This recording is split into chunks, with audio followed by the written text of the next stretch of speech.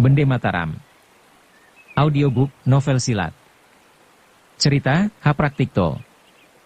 Bab 103. Hati-hati Titisari mengangkat kedua pusaka warisan Pangeran Semono dan dengan sapu tangan diletakkan di atas lantai. Ia berlaku sangat hati-hati untuk menjaga adanya kadar racun. Setelah itu dengan bantuan cahaya surya, ia mulai mengamat-amati. Ternyata guratan yang terdapat di atas keris Kiai Tunggul Manik dan Bende Mataram berbeda. Guratan yang tertera di atas keris Kiai Tunggul Manik berbentuk ukiran-ukiran rumit berkelompok-kelompok. Tiap sisi bergambar ukiran 7 kelompok. Dengan demikian, keris itu mempunyai 14 kelompok ukiran. Dan guratan yang berada di atas Bende Mataram merupakan sebuah lukisan alam. Lukisan itu terbagi menjadi 7 bagian. Yang pertama, sebuah gundukan tinggi yang tertancapi sebuah kunci tajam. Lukisan ini terdapat pada pencu bende. Yang kedua, sebuah gua yang teraling 3 batu raksasa. Yang ketiga, jurang dalam dengan tebingnya yang terjal. Yang keempat, suatu kisaran air yang bergelombang deras. Yang kelima, sebuah terusan panjang dan di sana terdapat sebuah danau raksasa. Yang keenam, suatu tokoh raksasa membawa busur dan pedang. Dan yang ketujuh, raksasa memanah dengan anak-anak pedang tajam. Lukisan ini sangat menarik perhatian. Titisari kemudian membalik benda itu. Ternyata di dalam rongga benda terdapat pula sebuah lukisan dan coret-coret. Lukisannya menggambarkan sebatang pohon raksasa yang terpotong dahannya. Di sana terlihat suatu garis panjang yang melingkar-lingkar. Garis itu mendadak tiba pada gambar matahari, bulan dan bintang. Titisari adalah seorang gadis yang memiliki kecerdasan otak yang luar biasa. Ia merupakan satu-satunya wanita yang cemerlang otaknya pada zaman itu. Setelah merenungi kedua pusaka itu, pandang matanya jadi berkilat-kilat. Lantas berkata kepada Sang Aji, "Aji, meskipun engkau bukan seorang pemuda yang serakah, tetapi engkau pernah mendengar tentang kedua pusaka ini, bukan?" Sang Aji tak mengerti maksud Titisari. Tetapi ia mengangguk dengan kepala kosong. "Bagus." Titisari gembira. "Coba ceritakan padaku, apa kata Ki Hajar Karangpandan kepada orang tuamu tatkala memberi kedua pusaka ini?" Sang Aji mengernyitkan dahi mengingat-ingat. Dengan perlahan-lahan ia menjawab, "Apakah benar dia berkata demikian? Tak tahulah aku. Menurut ibu, Ki Hajar Karangpandan berkata bahwa barang siapa memiliki keris Kiai Tunggul Manik dia akan menjadi sakti tanpa guru." Gerak-geriknya gesit. Otaknya lantas saja berubah menjadi cerdas, seumpama sekali melihat sesuatu terus saja bisa menguasai. Sedangkan siapa yang memiliki Bende Mataram, dia akan disujudi iblis setan dan jin. Suaranya akan didengar setiap raja di seluruh Nusantara. Setelah berkata demikian, Sang Aji tersenyum geli. Tetapi Titisari nampak jadi bersungguh-sungguh. Katanya penuh yakin, "Aji, coba perhatikan kelompok ukiran keris itu. Apakah engkau tidak menemukan sesuatu yang aneh?" Sang Aji meruntuhkan pandangnya. Ia mengamat-amati kelompok ukiran, tapi sama sekali tidak menemukan sesuatu yang aneh. "Kau benar-benar tolol," gerutu Titisari. "Aku memang tolol," sahut Sang Aji cepat. Dan mendengar suara Sang Aji, Titisari tercekat hatinya. Ia seperti menyesali kata-katanya sendiri. Gugup ia tertawa riang, kemudian mencium pipi Sang Aji. "Biarlah kau tolol, tetapi aku tak mengizinkan orang lain mengatakan demikian. Kau adalah pahlawanku." Hati Sang Aji berdegupan. Ia merasakan sesuatu yang nikmat. Bukan oleh sanjung puji, tetapi justru kena cium kekasihnya. Tak dikehendaki sendiri, kedua pipinya berubah menjadi merah semarak. "Lihat," kata Titisari, "sewaktu engkau mengadu kepandaian melawan Sang Dewa Resi dan Kebo Bangah di tengah lapangan dekat makam Imogiri dahulu, aku melihat gerakanmu berputar-putar seperti kelompok lukisan ini. Meskipun agak berlainan, tetapi agaknya ada persamaannya. Coba amat-amati sekali lagi. Apakah kelompok ukiran itu bukan ilmu maha tempur yang tinggi nilainya?" "Ah, mengapa engkau bisa berpikir sampai begitu?" Sang Aji jadi iba. Ia menduga kekasihnya terlalu merindukan ilmu kepandaian tinggi sampai melihat segala coret-coret dikiranya suatu ajaran ilmu terpendam. Bukankah engkau berkata bahwa barang siapa memiliki keris ini akan sakti tanpa guru?" Gerak-geriknya gesit. Otaknya berubah menjadi cerdas. Apalagi, kalau bukan suatu ilmu keramat luar biasa. Apakah engkau percaya kepada tuah keris, sehingga dengan membawa-bawa benda ini akan menjadi sakti tanpa guru dan berubah menjadi seorang cerdas luar biasa? Ingatlah, gurumu sudah membawa keris ini. Tapi ia kena dianiaya musuh-musuhnya, ia berhenti mengesankan. Meneruskan, sebaliknya, apabila guratan ukiran ini adalah ilmu mahasakti yang tinggi nilainya, dengan sendirinya engkau akan mudah menyelami intisari setiap ilmu kepandaian. Karena sesungguhnya ilmu kepandaian bertempur di seluruh jagat ini bersumber pada satu tenaga hidup. Setelah meletuskan kata-kata ini, mendadak saja wajah Titisari berseri-seri dan pandang matanya berkilat-kilat luar biasa. Semenjak bertemu di rumah makan di Cirebon, hati Sang Aji sudah merasa takluk terhadap gadis itu. Meskipun kini hatinya masih agak ragu-ragu, namun ia percaya kepada setiap patah kata kekasihnya. Maka 8 bagian ia menganggap kata-kata Titisari mempunyai dasar alasan yang nalar dan benar. Memperoleh keyakinan itu, segera ia mengamat-amati kelompok ukiran itu dengan cermat. Mendadak saja selagi ia mengamat-amati, darahnya bergolak hebat dan tulang-tulangnya berbunyi berkeretakan. Wajahnya berubah hebat dan menjadi pucat lesi. Bukan main kagetnya Titisari. Cepat ia menerkam pergelangan tangan Sang Aji yang jadi menggigil tak keruan. Kemudian dengan gugup ia berkata setengah memekik. "Tutup matamu. Cepat. Tutup." Tak mudah Sang Aji melakukan saran Titisari. Hatinya ingin berbuat demikian, tetapi matanya seolah-olah kena paku pada ukiran keris. Otot-ototnya jadi kencang dan bergetaran. Menyaksikan demikian, Titisari jadi bingung benar-benar. Sekonyong-konyong suatu pikiran menusuk benaknya. Tanpa menghiraukan tata susila lagi, terus saja ia menggigit leher Sang Aji sekuat-kuatnya. Ternyata usahanya untuk membuyarkan pemusatan pikiran Sang Aji berhasil dengan bagus.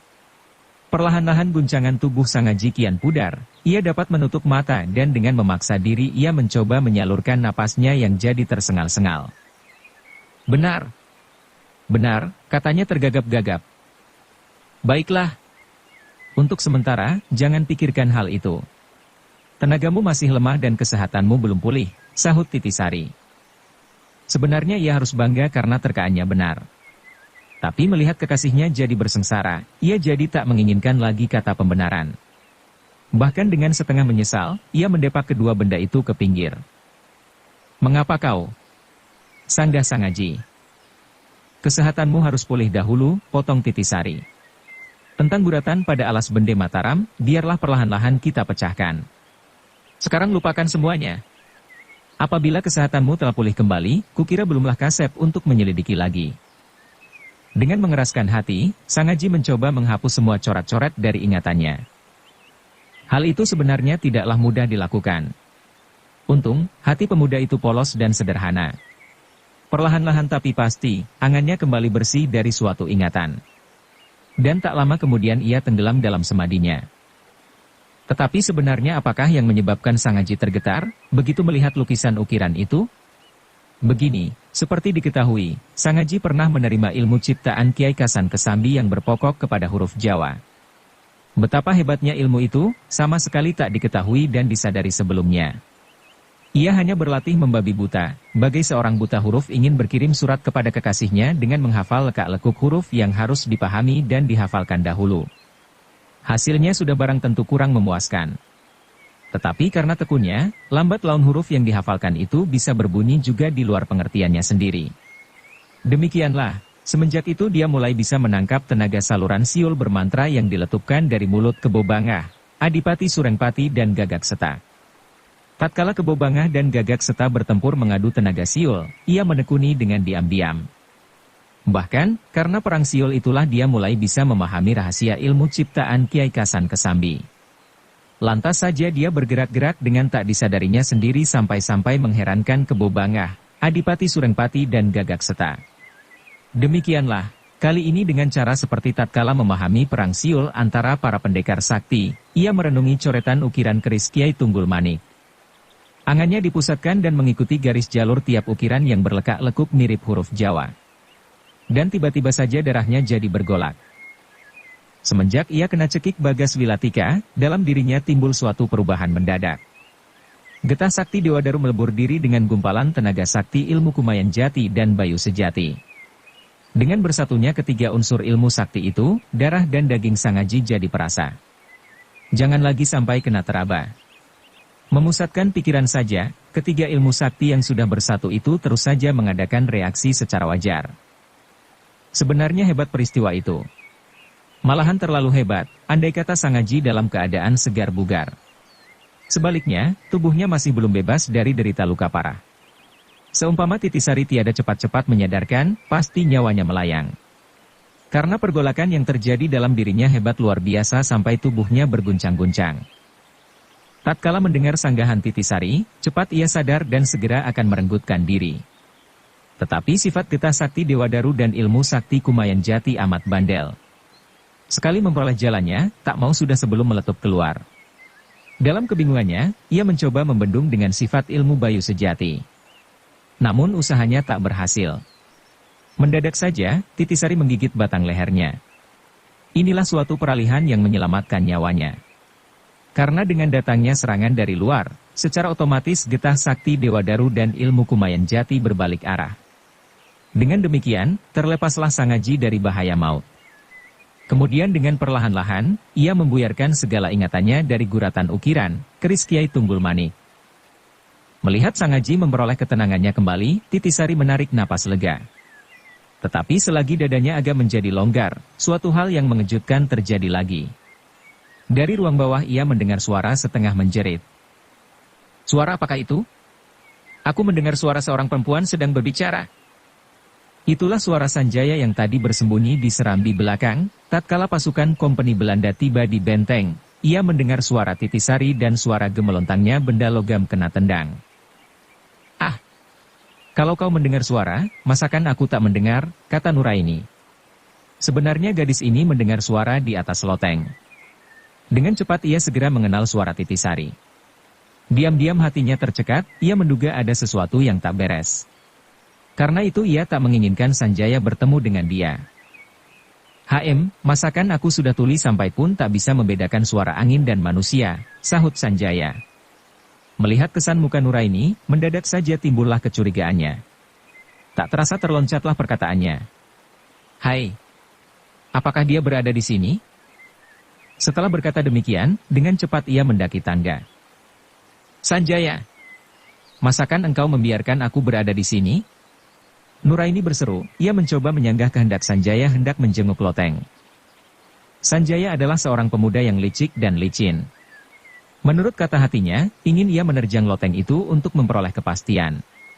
3 hari yang lalu ia mendengar kabar, Sangaji kena pukulan Bagas Wilatikta dan kawan-kawannya. Pemuda itu luka parah dan berada tak jauh dari Jalan Besar Prambanan, Yogyakarta. Kebo Bangah dan Sang Dewa Resi mencoba mencari ubek-ubekan, namun kedua-duanya belum berhasil. Tak terduga, dia berada di atas loteng. Bukankah ini suatu hal yang menggirangkan?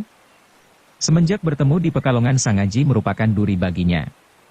Kalau mampu, ingin ia menyingkirkan dari pergaulan hidup. Hanya saja ia segan menyaksikan ketangguhan pemuda itu. Tetapi Sangaji kini dalam keadaan luka parah. Bukankah mudah untuk membereskan? Tetapi dasar licin, deru hatinya itu ia mengecewakan. Segera ia menoleh dan menyahut dengan ramah. Hayo, Sangaji berada di atas? Sangaji, ulang Nuraini terkejut. Sanjaya terkejut. Tahulah dia, bahwa mulutnya telah kelepasan berbicara. Cepat ia menenangkan diri dan berkata lagi sambil tertawa. Aku hanya menebak-nebak. Bukankah tadi suara Titisari? Nuraini seorang gadis yang jujur. Secara wajar ia mengangguk membenarkan. Tetapi dengan demikian, terbukalah rahasianya. Lantas saja Sanjaya tahu, bahwa Nuraini sudah mengenal suara Titisari, tetapi berlagak pilon. Apakah engkau tak ingin bertemu, kata Sanjaya. Nuraini terhenyak, ia sadar akan kekeliruannya. Memang dia bukan tandingnya menghadapi Sanjaya yang bisa berbalik menyerang begitu kena terdorong ke pojok. Kini ia benar-benar merasa sulit. Mau tak mau terpaksalah ia mengangguk. Tetapi diam-diam ia meraba cundriknya. Dia bersumpah akan menikam kekasihnya, apabila sampai berani mengganggu Sangaji atau Titisari. Karena ia yakin, bahwa Sangaji dan Titisari pasti lagi dalam keadaan yang tidak wajar. Apabila tidak, masakan perlu bersembunyi di atas loteng menghadapi Sanjaya? Selagi ia berjalan perlahan-lahan menyusul Sanjaya, sekonyong-konyong terdengar suara menggelegar dari ambang pintu. "Hai Sanjaya! Engkau anak Pangeran Bumi Gede atau Wayan Swage?" Serentak Nuraini berpaling. Di ambang pintu berdiri seorang laki-laki berperawakan sedang, berambut panjang awut-awutan dan mengenakan pakaian pendeta. Segera ia mengenal siapa orang itu. Dialah Ki Hajar Karangpandan Guru Sanjaya yang muncul dengan tiba-tiba seolah-olah tersembul dari suhu bumi. Melihat gurunya, Sanjaya menggigil dan parasnya berubah hebat. Ia takut bukan main. Menurut penglihatannya, mata gurunya amat tajam. Ia kenal pula wataknya. Sekali salah menjawab, ia bisa celaka. Apalagi kali ini, pertanyaannya mengandung ancaman hebat. Selagi ia tergugu, di belakang Ki Hajar Karangpandan muncul beberapa orang berturut-turut. Mula-mula Panembahan Tirtomoyo. Kemudian Ki Tunjung Biru. Dan akhirnya Guru Sangaji yang berwatak uring-uringan, yakni Jaga Saradenta. Kedatangan mereka, menambah ciutnya hati Sanjaya. Ia sadar, bahwa terhadap mereka kesan dirinya kurang baik. Karena itu, tak terasa ia turun perlahan-lahan seperti kena sedot suatu tenaga ajaib. "Hai! Apakah kau sudah tuli?" terdengar suara Ki Hajar Karangpandan menggelar. Karena gugup dan pepat, ia kuyuh kena bentakan itu. Sekonyong-konyong suatu akal menusuk benaknya. Terus saja ia menjatuhkan diri kemudian menangis menggerung-gerung. Dalam pada itu, Sangaji dan Titisari yang tercekat hatinya tatkala melihat Sanjaya hendak menjenguk loteng, bersyukur melihat bintang penolongnya. Dalam hatinya, Sangaji menaruh hormat kepada Ki Hajar Karangpandan. Titisari meskipun kurang baik kesannya terhadap pendeta edan-edanan itu, sebenarnya tak mempunyai dasar kuat untuk membencinya. Apalagi kali ini datangnya sangat tepat. Hanya diam-diam heran apa sebab pendeta itu tiba-tiba muncul pula di sini. Apakah dia datang begitu mendengar berita pecah perang? Mungkin ia datang khusus untuk mencari muridnya di Kadipaten Bumi Gede, pikirnya. Apabila tiada diketemukan, terus ia menyusul ke medan perang. Dengan Titisari sebenarnya hanya benar separuh. Ki Hajar Karangpandan turun dari pertapaan dengan dua alasan. Yang pertama, mendengar berita tentang Wirapati dari mulut Suryaningrat dan Bagus Kempong yang sengaja berkunjung padanya. Dan yang kedua hendak mencari muridnya karena ingin menyadarkan dari perjalanan hidupnya yang sesat oleh desakan Panembahan Tirtomoyo dan Ki Tunjung Biru. Di tengah jalan ia bertemu dengan Jaga Saradenta yang tengah mencari muridnya pula. Dengan demikian mereka datang bersama-sama dan siang hari itu mereka lewat di depan benteng. Sebagai orang-orang berpengalaman, mereka menaruh curiga kepada letak dan keadaan benteng. Secara kebetulan begitu memasuki benteng, mereka mendengar suara manusia. Dalam hal ini, Ki Hajar Karangpandanlah yang segera mengenal suara siapa yang berbicara. Sangaji girang bukan kepalang, begitu melihat munculnya gurunya yang kedua. Hatinya amat terharu dan rasa kangennya meledak hebat, ia bergerak hendak meloncat. Dalam keadaan demikian, ia lupa kepada segala. Sudah barang tentu Titisari tahu akan akibatnya, untuk kesekian kalinya ia berjuang dengan mati-matian membatalkan niat kekasihnya. "Kau mau menyia-nyiakan nyawamu," ia menyesali. Sangaji mengeluh, setelah sadar akan keadaan dirinya. Terus saja ia meruntuhkan pandang. Pada saat itu, Sanjaya sedang menangis menggerung-gerung. Ki Hajar Karangpandan nampak menahan amarahnya sampai kumisnya bergetaran. "Kau cacing pita? Mengapa begini?"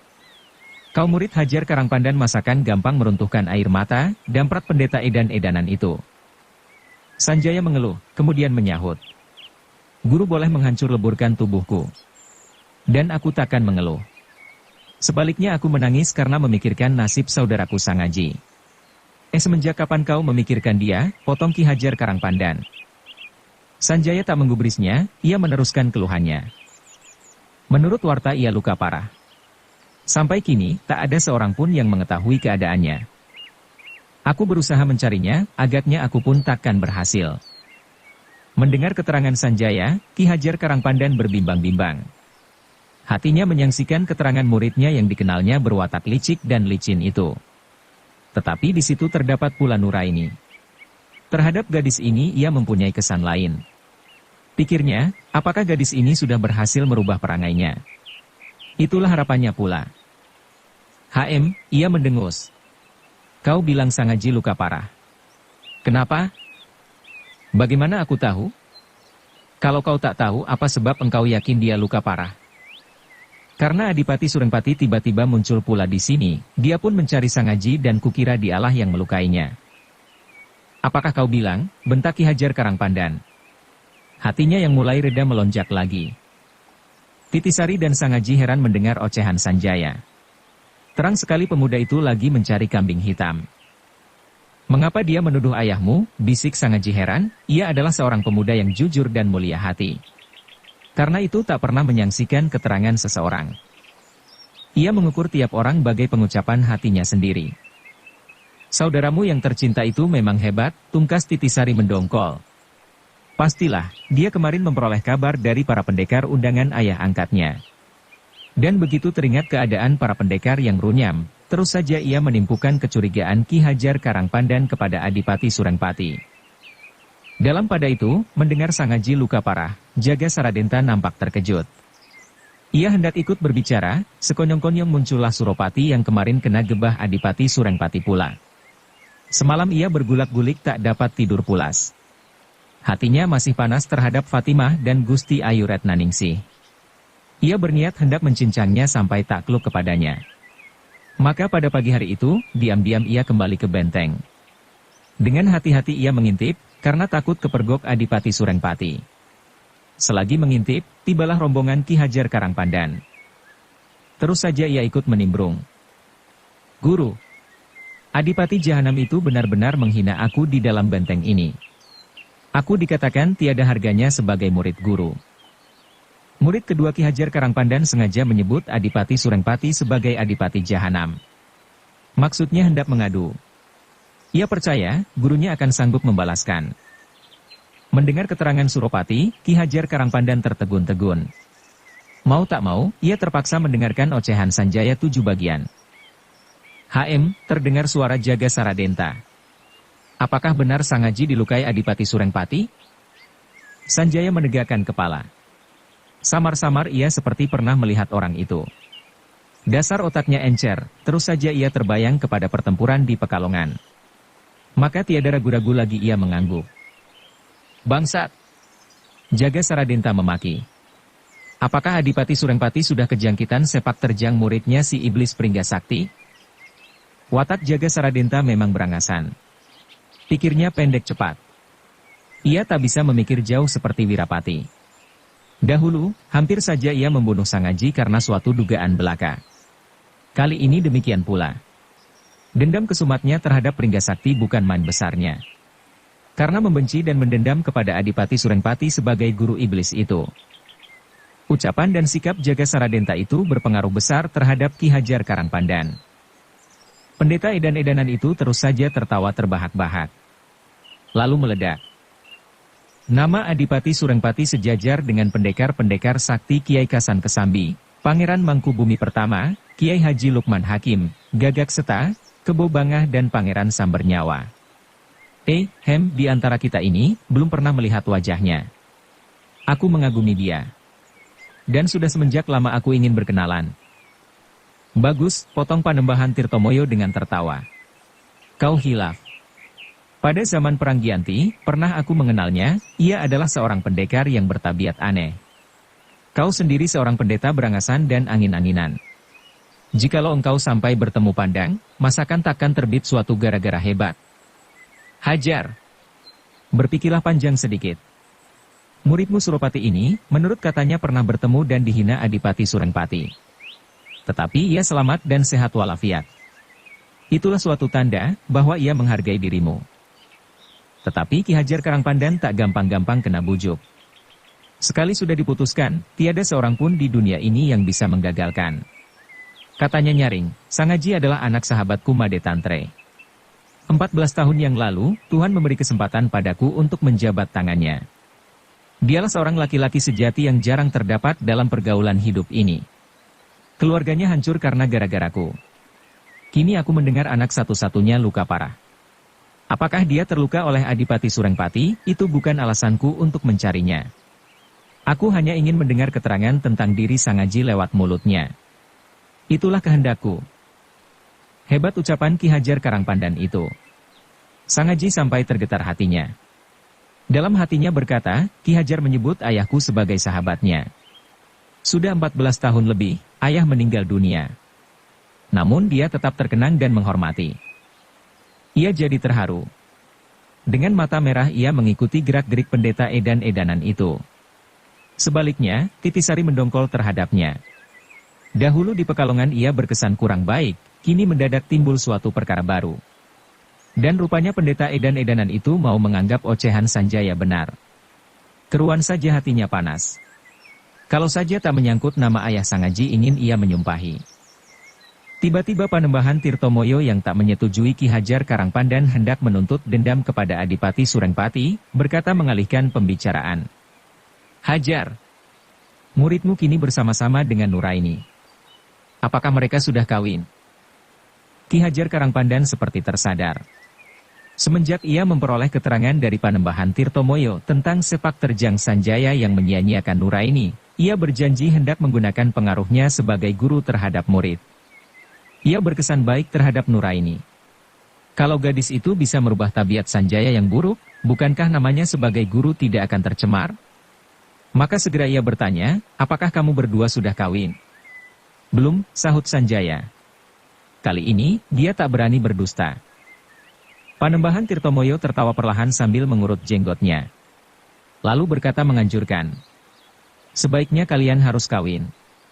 Kalian akan menjadi sepasang suami istri yang mempunyai harapan besar di kemudian hari, ia berhenti mengesankan. Kemudian kepada Ki Hajar Karangpandan. Hajar, kau adalah seorang pendeta. Kau berhak mengawinkan seseorang. Setidak-tidaknya gantung nikah. Kusarankan, lebih baik kau resmikan saja kedua muda-mudi itu. Dengan demikian tidak akan membawa-bawa namamu. Sangaji dan Titisari saling memandang. Titisari bersyukur dalam hati. Pikirnya, akhirnya Nuraini terkabul juga idam-idaman hatinya. Sangaji pun tak terkecuali. Teringat peristiwa gelanggang pertarungan di Pekalongan, tak terasa ia berbisik. Kalau tahu bakal jadi begini, tak perlu aku berkutat mati-matian merongrong kewibawaan Sanjaya di depan orang banyak. Dalam pada itu Sanjaya nampak membungkuk hormat kepada gurunya sambil berkata penuh takzim. Guru, aku adalah bagian hidup guru. Aku bersedia patuh kepada keputusan guru. HM, dengus Ki Hajar Karangpandan kaku. Apakah kau bersedia kukawinkan? Sanjaya mengangguk. Ki Hajar Karangpandan melemparkan pandang kepada Ki Tunjung Biru yang nampak bersenyum rahasia.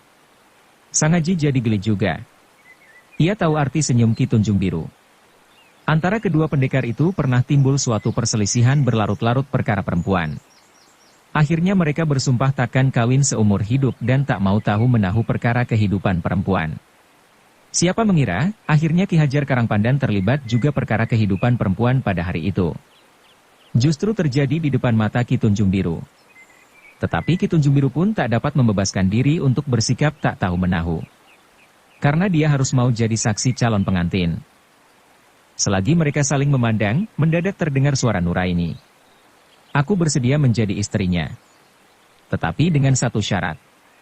Kalau syarat itu tidak dipenuhi dahulu, meskipun mati tak mau aku dikawini.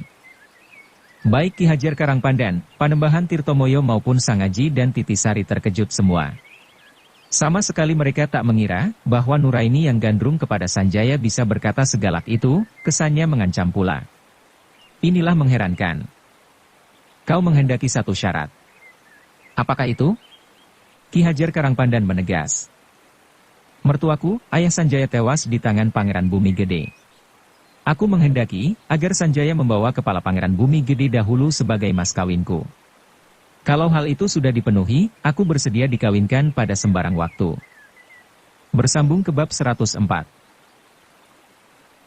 Dukung kami dengan subscribe, follow, like, komen dan share. Terima kasih.